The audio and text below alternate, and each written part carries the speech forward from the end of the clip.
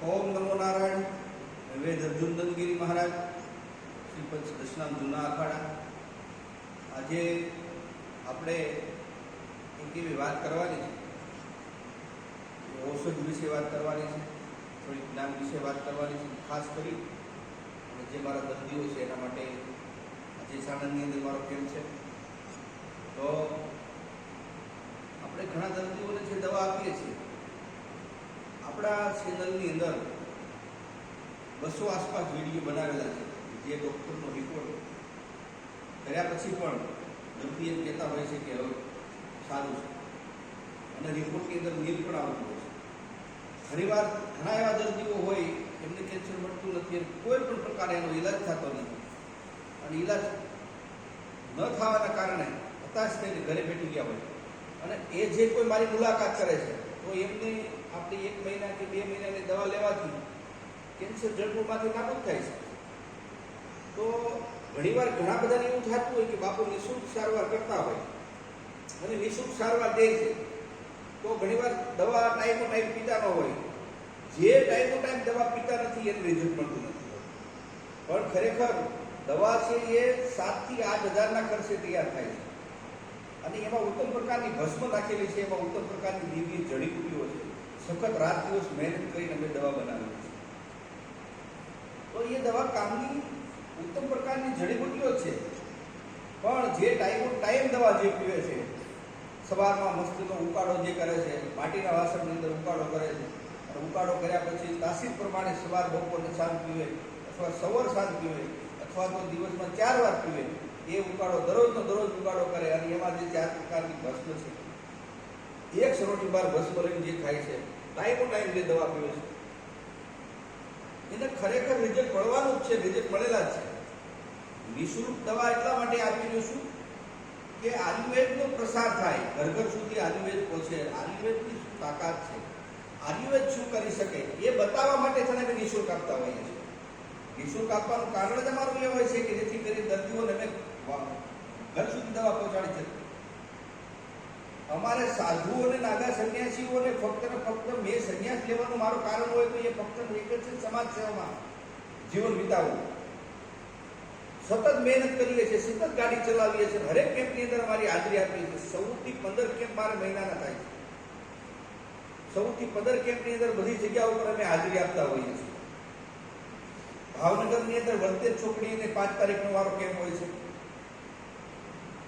તો 7 તારીખ સુરેન્દ્રનગરની અંદર મારો કેમ્પ હોય, 8 તારીખ ધોળકા મારો કેમ્પ હોય છે, 9 તારીખ સાણંદમાં હોય, 10 તારીખ અમદાવાદની અંદર હોય છે, 12 તારીખ બરોડા અમદાવાદની અંદર વડોદરાની અંદર મારો કેમ્પ હોય છે, 18 તારીખ વેલંજા સુરતની અંદર મારો કેમ્પ હોય, 20 તારીખ મુંબઈ, 22 તારીખ વાપી, 25 તારીખ ખેડબ્રહ્મા, 28 તારીખ દેવકી ગાલોડ વેસાણની બાજુમાં ત્યાં, અને 30 તારીખ દર મહિનાની ખેરાળુમાં કેમ્પ.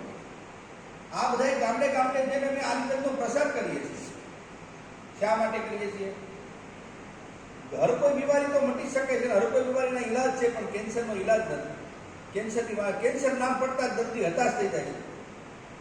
એટલા માટે મેં નિઃશુલ્ક સારવાર કરું છું, અને મને ખુદને ખબર નથી 1000-1500 માણસની 1 મહિનાની દવા તૈયાર થાય છે. કોણ દવા તૈયાર કરી રહ્યું છે, કઈ રીતે દવા તૈયાર થાય છે એ કાંઈ ખબર નથી. બસ ફક્ત મેં મારા પરમાત્મા ઉપર, મારા સદગુરુ મહેન્દ્ર નંદગીરી મહારાજ ઉપર મૂકી દીધું છે. ગુરુજીના પ્રતાપથી આ બધું આપણે કરીએ છીએ, અને આપણે આગળ આ કરતા જ રહીશું. અમે નાગા સંન્યાસી, અમારો મકસદ એક જ છે કે રાષ્ટ્ર માટે, દેશ માટે, સનાતન ધર્મ માટે થઈને સંન્યાસ ધારણ કરી અને ઘર ઘર સુધી આયુર્વેદ પહોંચાડવું. વિડીયો બનાવવાનો માધ્યમ એટલો જ છે કે દવા ટાઈમ લ્યો મારા ભાઈ, બધાને જેને કાંઈ તકલીફ હોતી બધા ટાઈમો ટાઈમ દવા લે, અને એક પણ વાર ખોરાક પેટની અંદર જાય છે દવાનો, ઔષધનો, તો એનું કામ કરે જ છે. જડીબુટ્ટીનું કામ કરવાનું જ છે.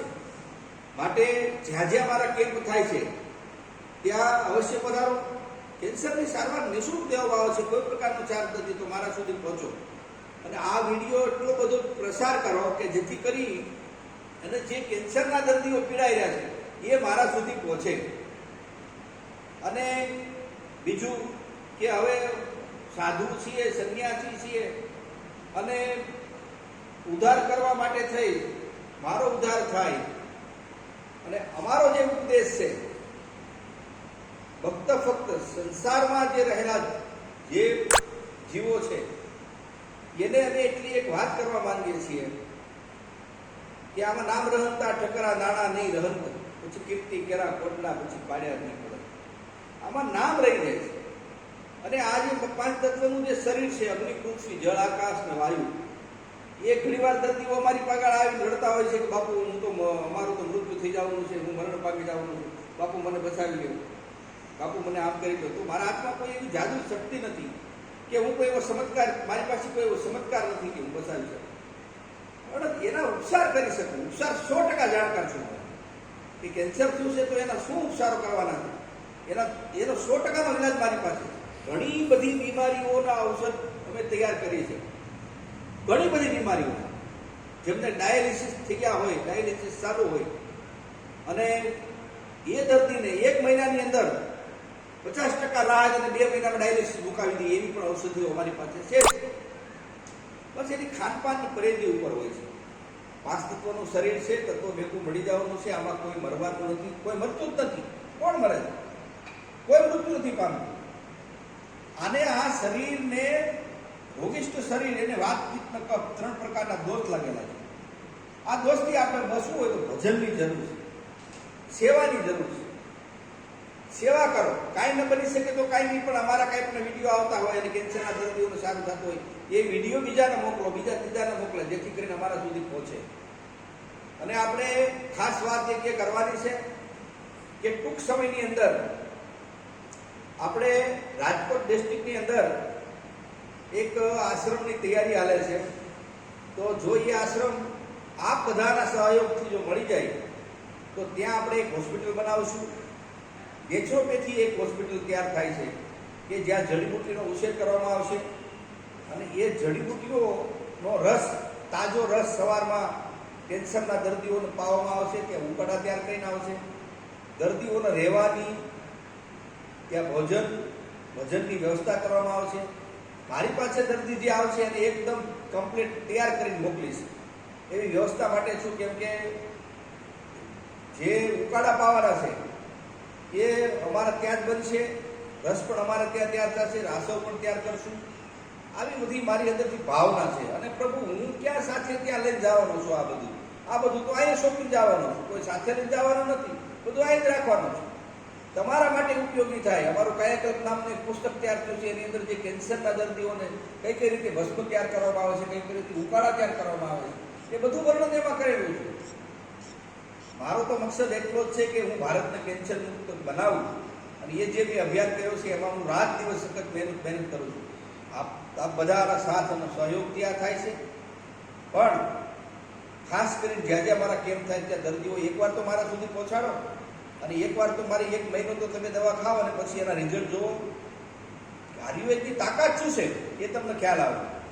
માટે હરેક દર્દીઓને અને હરેક પુણ્યશાળી આત્માઓને મારી અર્જુન નંદગીરી મહારાજની એક ખાસ વિનંતી છે કે આ વિડીયો બને તો શેર કરો અને જેટલા જગ્યા ઉપર મેરા કેમ્પો થાય છે ત્યાં દર્દીઓને મોકલો, જેથી કરીને આપણા આયુર્વેદની તાકાત શું છે, આયુર્વેદ શું છે, આપણી જડીબુટ્ટી શું છે એ આપણે કરી બતાવીએ. અને જ્યાં સુધી પોતાના સ્વરૂપની ભાન ન થાય, હું કોણ છું, મારું સ્વરૂપ કોણ છે અને એ મારું સ્વરૂપ જે છે એ કોના વડે છે, આ શરીર કોનું છે, હું ક્યાં છું, આમાં ક્યાં રહ્યો છું, અહીંથી ક્યાં જવાનો છું, ક્યાંથી આવ્યો છું, આની જ્યાં સુધી ભાન નહીં થાય ત્યાં સુધી આપણે ભ્રાંતિ નહીં મળે.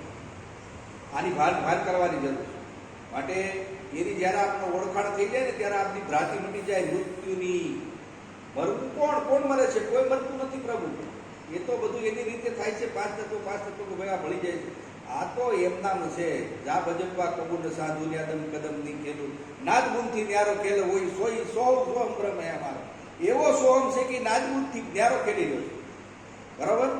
અને એટલો એવો છે, ઊંચે જોયું તો આસમાનમાં દીઠો, હેરીને જોઉં ત્યાં તો હેઠો, અરે સૂન જોવો તો સેજમાં પોડ્યો, મારા તખ્તે નિરંજન બેઠો.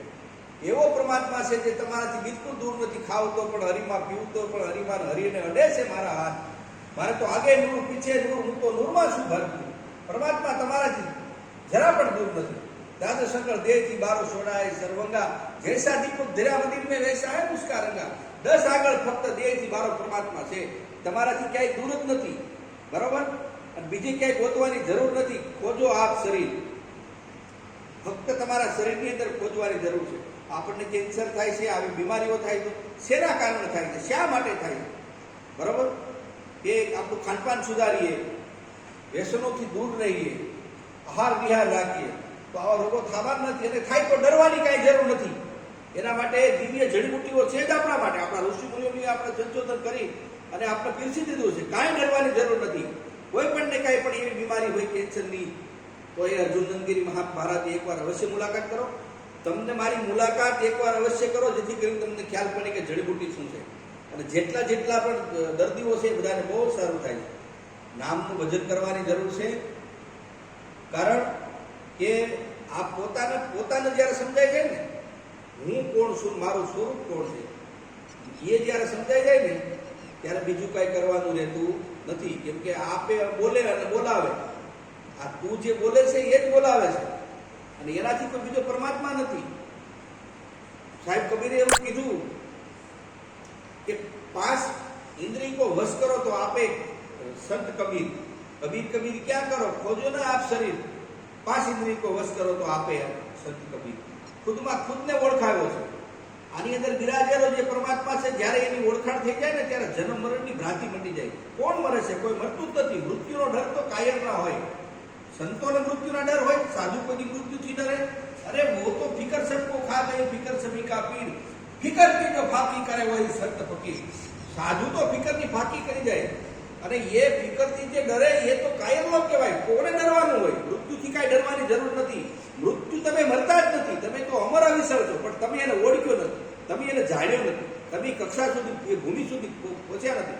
જ્યારે તમે એ ભૂમિ સુધી પહોંચો ને ત્યારે તમને સદગુરુ મૃત્યુનો ડર મટાડી દે છે. વિવેક અર્જુન નંદગીરી મહારાજ શ્રી 10 જૂના અખાડા. ઓમ નમો નારાયણ.